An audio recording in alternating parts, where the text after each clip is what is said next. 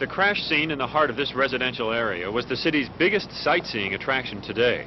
There was plenty to see as neighbors looked on in amazement at how the plane narrowly missed the large homes on the block.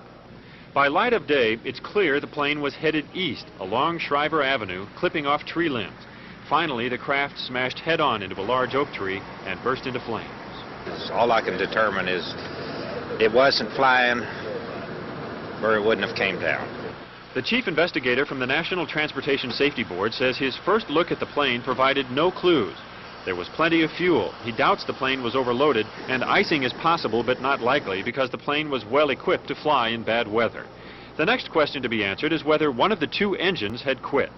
Some of the people I've heard last night said they were running. Some of them said one was running, the other one wasn't running, and at this time I really don't know. But that's something we will have to work on. The manager of the Air Traffic Control Tower today confirmed what TV8 News reported last night, that the Aero Commander was making its first approach from northwest to southeast, intending to land on the main runway at the Des Moines airport.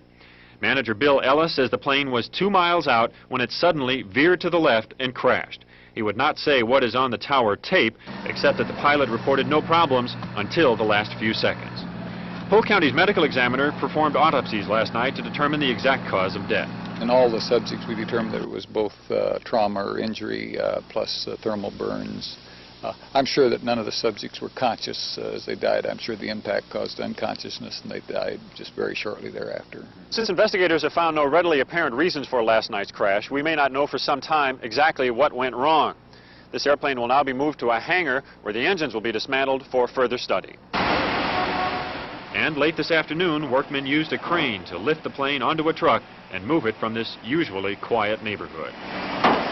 Dave Buzik, TV8 News.